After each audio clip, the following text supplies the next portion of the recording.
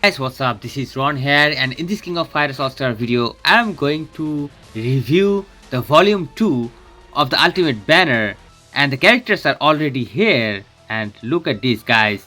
Beautiful design of these both Ultimate Fighters, Kusanagi and Psyche. And honestly, guys, I actually made a video just a while ago to review them, and I was so excited that the video became actually 25 minutes long. Then I thought that F that. I cannot put up that long video. I cannot waste people's time. So let's go and start reviewing these two gigantic characters in this game right now.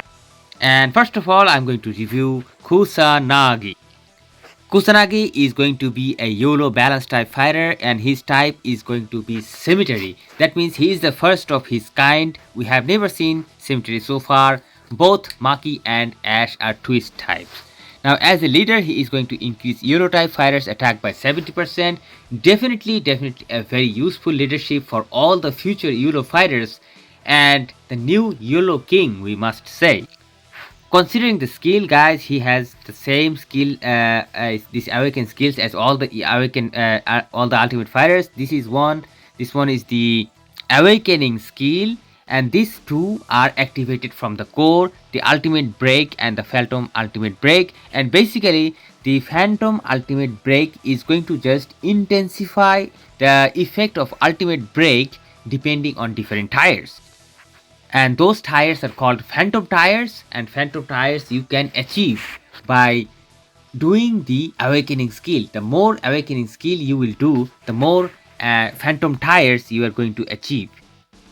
So I'll show you guys that in another video, that how it actually works. In the ultimate break, this is going to increase active skill damage of all team members including Cell by 25% for 20 seconds. A very useful team support skill. And if the target is yellow element fighter, then the active skill cooldown is going to decrease by 1 second, and the active skill damage is going to multiply it by 1.5 seconds. This is going to be a decent PvP skill in my opinion. And the Phantom Ultimate Break is simply going to increase this skill depending on different tires. However, you note that there is a limitation, that this effect is removed if you already have an enhanced UE skill effect from any other teammates. So this is a limitation that was not present in volume 1. This is kind of interesting, by the way. Skill number 1 is basically going to increase attack by 2%, phantom damage 407%. And this is moderate numbers, not really very high. We have seen a lot of higher numbers in different characters. And also he has a very decent PvP exclusives, 2 PvP exclusives, that is going to remove targets damage reflect and remove targets hyper armor, super armor and critical shield as well. Very good PvP skill.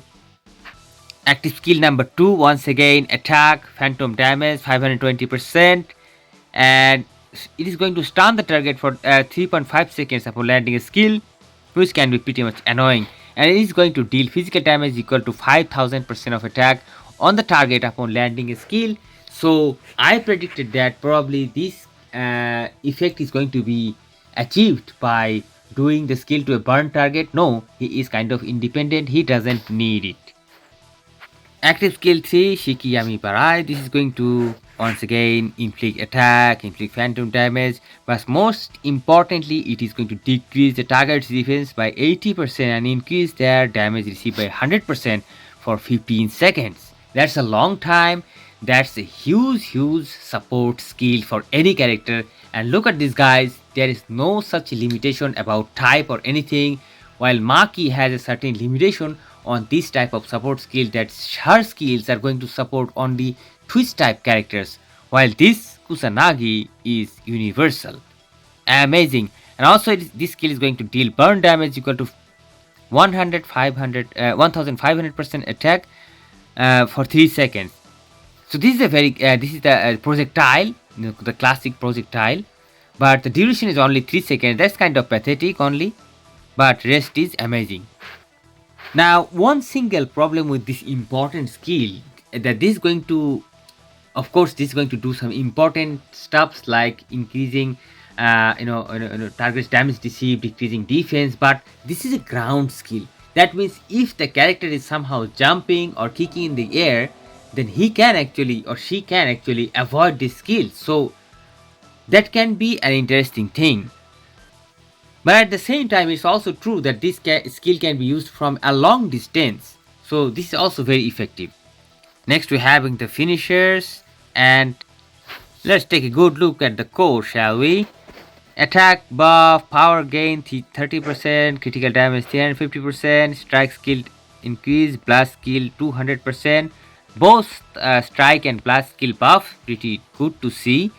And this core battle instinct is talking about competitive spirit. That means whenever you use this skill in 1 2 3 rotation, then he is going to get competitive spirit, and as a result his skills are going to get resetted.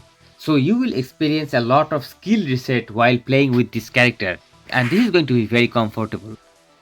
Now this core Heat of the Battlefield is going to be an amazing support core, because whenever the competitive spirit is active, if the character uses a finisher, that can be a default finisher, that can be the final finisher, that is regardless of the type, after this finisher the character is going to increase this active skill damage of self and also the all teammates by 80% for 20 seconds. That's a huge buff, and for a very long time. And for the YOLO fighters, even this effect is going to be multiplied by 1.5%. That means 120% of increase of damage of active skills for 30 seconds. This is sick, bro. If his teammate is one of a YOLO character, then this is going to be really out of the park, bro. For 30 long seconds, the skills are going to get this 120% extra buff from the core. And finally, Red Fist, immune to fear, stun, burn and darkness, decrease damage received and gains immunity. So pretty much survivability is here, and also we are having an active plus 250% increase of active skill buff.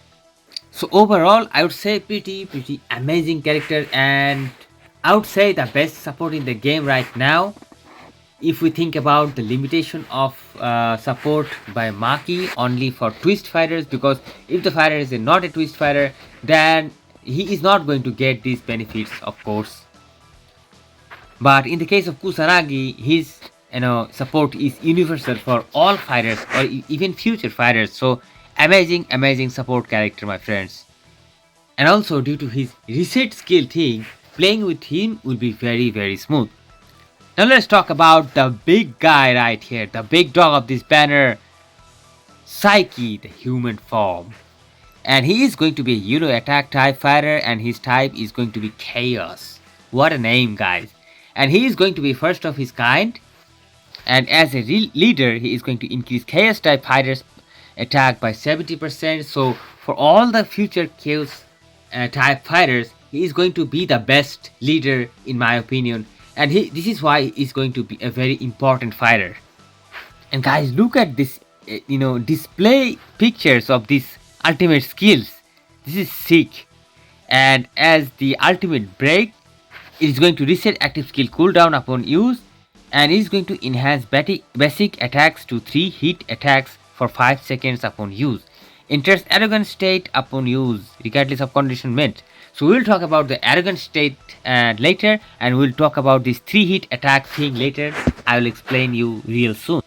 And in the phantom break, as usually, this is going to increase these effects by different tires. In the tire 1, increase basic attack damage by 3300%. Whoa! Don't be surprised, guys. You'll see a big numbers with these characters. Just be prepared. Increase basic attack damage by 6600%. Well, basic attacks are going to be the new thing, guys.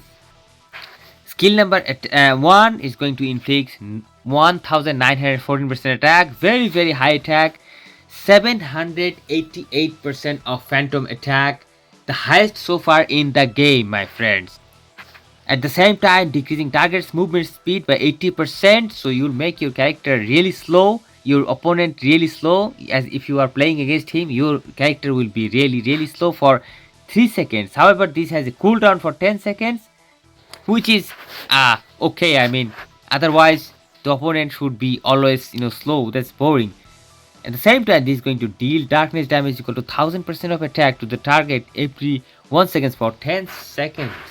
1000% of darkness for 10 seconds. This is going to be life draining, my friends. Skill number 2, once again, very high amount of attack, very high amount of phantom damage, 732%, and it is going to decrease target defense by 80% and increase their damage received by 100% for 13 seconds upon landing as skill. So once again, he is going to support himself. He is going to deal this increased damage received to the opponent. So dope.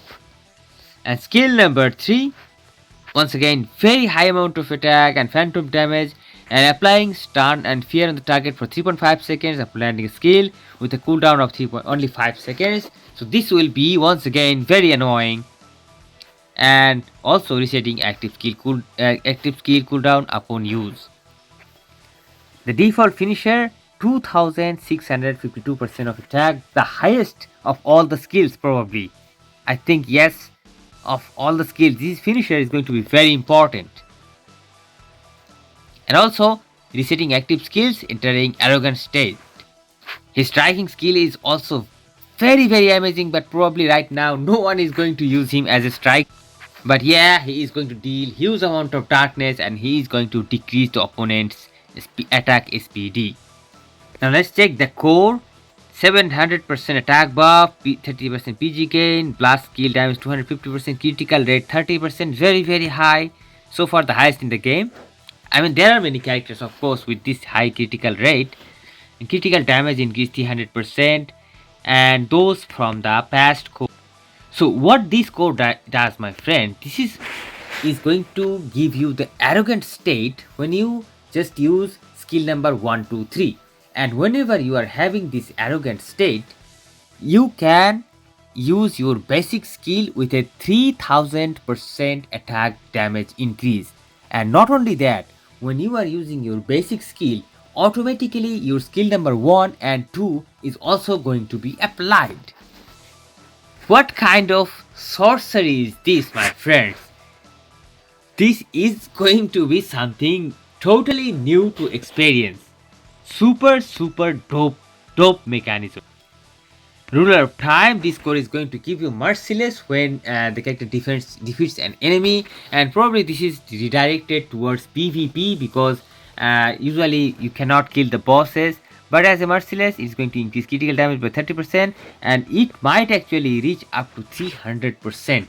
So there is a huge amount of buff that guild bosses are going to not allow us to enjoy these buffs, because we cannot simply kill the guild bosses.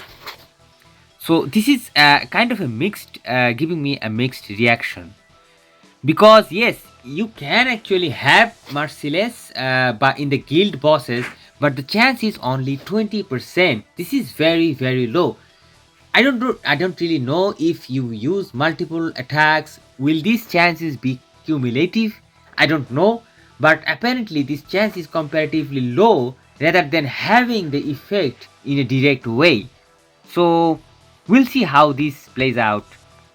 Ancestor core makes immune to petrify, fierce burn, and darkness and stun, and gains damage immunity for 5 seconds, HP 30% or below, decrease damage received, and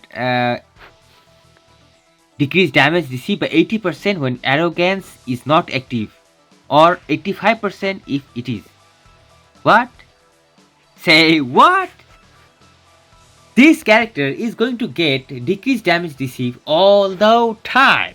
That means even the character is at 100% HP and you are just starting the battle, you're already having this decreased damage received by 80%, and if you just get into arrogant state, it is going to be 85%.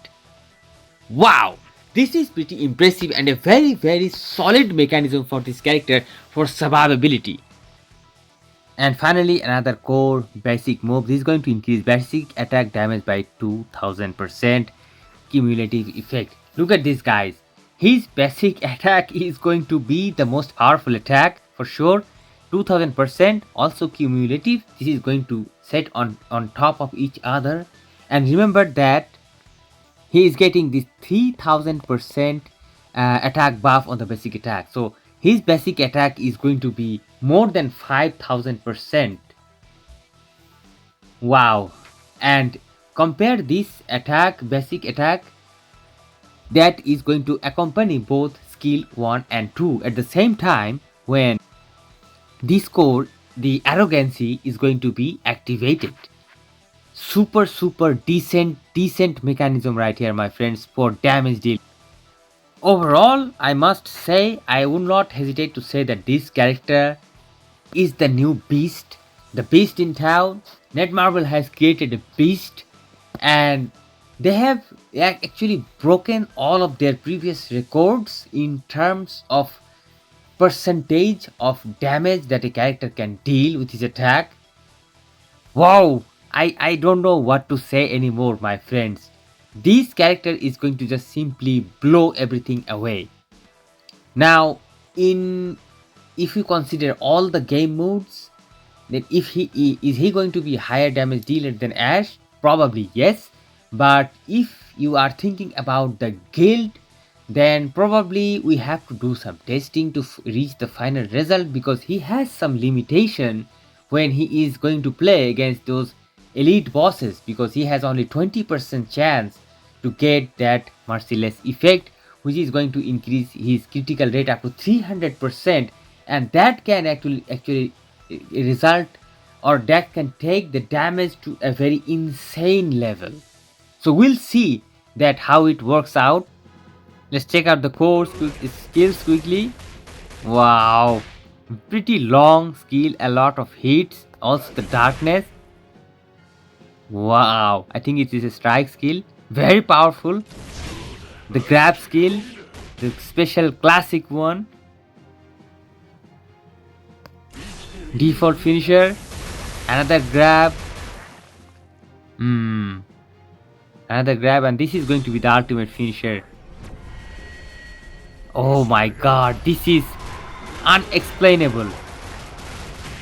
However, in length, this ultimate finisher is definitely lower than that of Ash. Ash's finisher is comparatively way lower and way vivid, and this one is comparatively shorter in length and full of a lot of darkness. So overall, this character is a damage machine, a beast. But is he going to perform better than better than Ash in guild raids? That remains to be seen. Let's take a quick look at the cards. We talked about the set and option cards in our previous video, so I'm not going to do that again. And let's talk about this special card of Kusanagi. And look at this bonus effect, guys. Amazing. This is going to increase active skill damage of all allies, including self, by 35% for 10 seconds after using the special skill. That means all the allies are going to get the buff for 35% for 10 seconds, and there is no cooldown. That means whenever you do this finisher again and again, this effect will come back. Excellent support. You can get any version of this card, maybe it doesn't really matter much. And look at the card of Ash. My god, such a brilliant art. And this one also has a special effect that is kind of selfish. Is going to increase own critical damage by 25% for 10 seconds after use, and that one has also of course no cooldown. And in this case, I would definitely suggest you to get this critical damage version that is going to increase extra 6% critical damage. 6% plus 25% is going to be 31%. That's a decent critical damage buff. So overall, I must say, pretty sick banner. I cannot wait to summon. I'll be summoning on Friday, and definitely I'll be posting another video that where I'm going to compare these two characters with the other characters of the banner. That is going to be pretty interesting. Hope to see you guys soon in some other videos. Till then, stay awesome and peace out, my friends.